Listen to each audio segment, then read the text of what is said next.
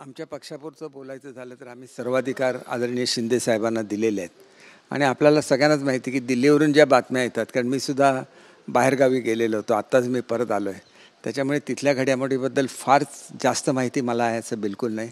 परंतु शिंदे साहेबांनी आम्हाला जे काय मार्गदर्शन केलं त्याप्रमाणे महायुती म्हणून आपण आदरणीय मोदी साहेबांच्या मागे ठामपणे उभं राहायचं आहे. जे काही आपल्याला अमित शहाजी सांगतील त्याप्रमाणे आपण काम करायचं आहे आणि त्याच्याचबरोबर ठामपणे बाळासाहेब ठाकरेंच्या विचारावर चालायचं. हे सगळ्यात मुख्य आहे की बाळासाहेबांचा विचार कधीही सोडायचा नाही आणि बाळासाहेबांनी जी संघटना उभी केली त्या संघटनेची काळजी घ्यायची. आणि खऱ्या अर्थाने मला वाटतं की शिवसैनिक कसा असतो याचं उत्कृष्ट उदाहरण आणि एक दिलदार नेता कसा असतो याचं उत्कृष्ट उदाहरण हे आदरणीय शिंदेसाहेब आहेत. त्यांनी कुठल्याही परिस्थितीमध्ये कुठेही अडवून धरलं नाही, कुठेही इगो प्रॉब्लेम ठेवला नाही, भरपूर मेहनत केली आणि महायुतीला न्याय मिळवून दिला. आणि माझी खात्री आहे की कालसुद्धा जे आम्ही बातम्या बघत होतो त्याच्यामध्ये शिंदेसाहेबांनी जे काय महायुतीसाठी केलं त्याच्याबद्दल त्यांचा योग्य तो सन्मान ठेवला जाईल असं दिल्लीवरून सांगण्यात आलं आणि ते आम्हाला पुरेसं आहे. त्यांचा सन्मान म्हणजे आमच्या सगळ्यांचा सन्मान आहे एवढं मी समजतो. सर, काल मुख्यमंत्री साहेबांनी सांगितलं दिल्लीला लाडका भाऊ दिल्लीला आला आहे. लाडका भाऊ एवढी मोठी पद आहे त्याच्यापेक्षा कुठला पद नाही. हे बघा, एवढ्या बहिणींचं प्रेम मिळवणं हे सुद्धा एक आजपर्यंत कोणाला मिळू शकलं नाही. त्यांना मिळू शकलं. नुसती स्कीम दिली अशी नाही, तर स्कीम लोकांपर्यंत पोचवली. मी कॅबिनेटमध्ये बघितलेलं आहे की प्रत्येक वेळेला त्याचा आढावा घ्यायचे, त्याच्यामधल्या डिफिकल्टीज दूर करायचे आणि त्यांच्याबरोबर अर्थात फडणवीस साहेब आणि अजितदादा असायचे. परंतु त्यांचा ड्रीम प्रोजेक्ट होता. केवळ हाच नाही तर महिलांना मोफत शिक्षण देणं, अनेक गोष्टी, महिलांना अर्ध्या खर्चामध्ये एस टीचा प्रवास देणं, महिलांचे जे बचत गट आहेत त्यांचा त्यांनी जो रिव्हॉल्विंग फंड होता तो दुप्पट केला.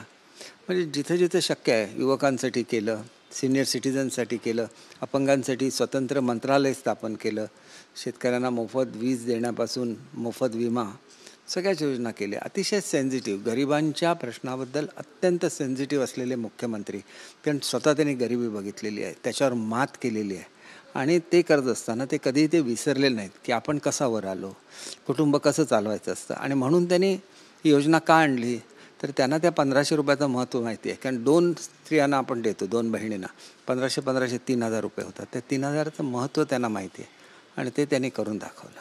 मी एक गोष्ट सांगितलं कुटुंब कसं चालवायचं आहे. काल परवा उद्धव ठाकरेंनी पिशी घेतला होता आणि त्यांनी सांगितलं की मी महाराष्ट्राचा कुटुंब प्रमुख आहे आणि जे मी बोलतो लोक माझ्या ऐकतात, पण हा का झाला मला कळत नाही. नाही बघा, ते अजूनही त्याच विश्वात आहेत. ते पॅलेसमध्ये राहतात, जमिनीवर येत नाही. त्यांचं पॅलेस पॉलिटिक्स आहे.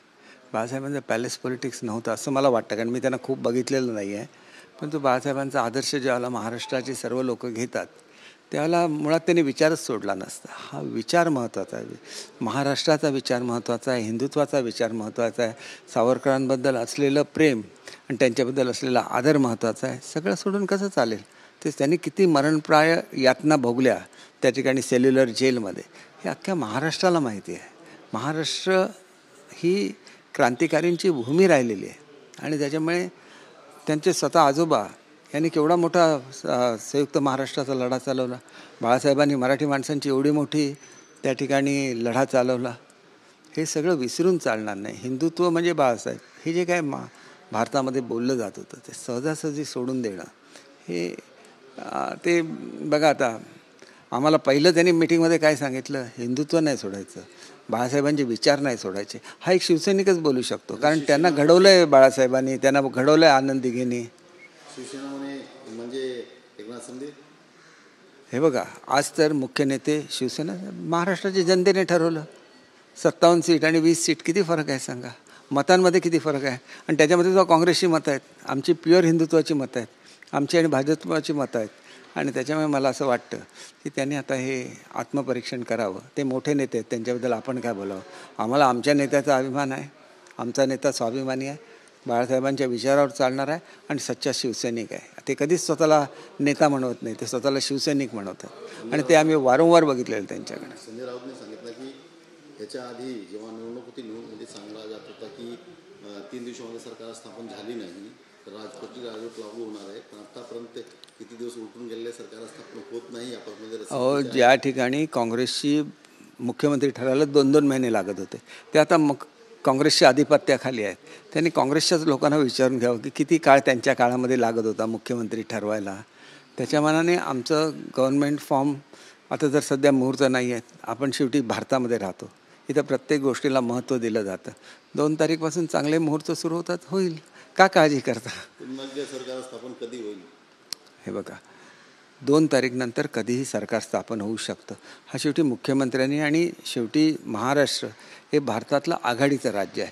सगळ्या राज्याचे मुख्यमंत्री येणार, स्वतः पंतप्रधान येऊ शकतात, स्वतः या ठिकाणी आपले होम मिनिस्टर येऊ शकतात, केंद्रीय अनेक लोक येणार. मग ते येणार त्यावेळेला त्यांच्या कन्व्हिनियन्सप्रमाणे ती तारीख ठरवली पाहिजे. मोठा महाराष्ट्राच्या इतिहासातला हा सगळ्यात मोठा विजय आहे.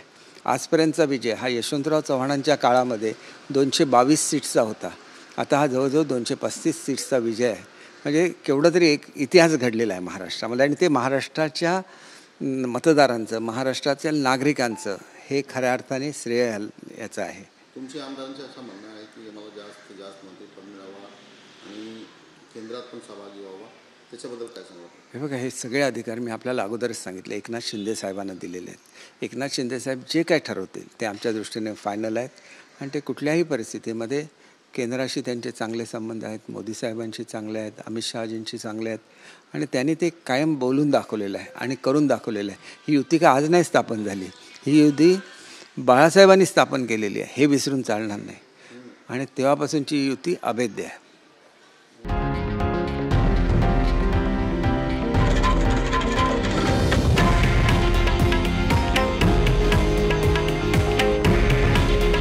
हे आहे देशातील नंबर 1 न्यूज नेटवर्क आणि आपण पाहत आहात TV9 मराठी.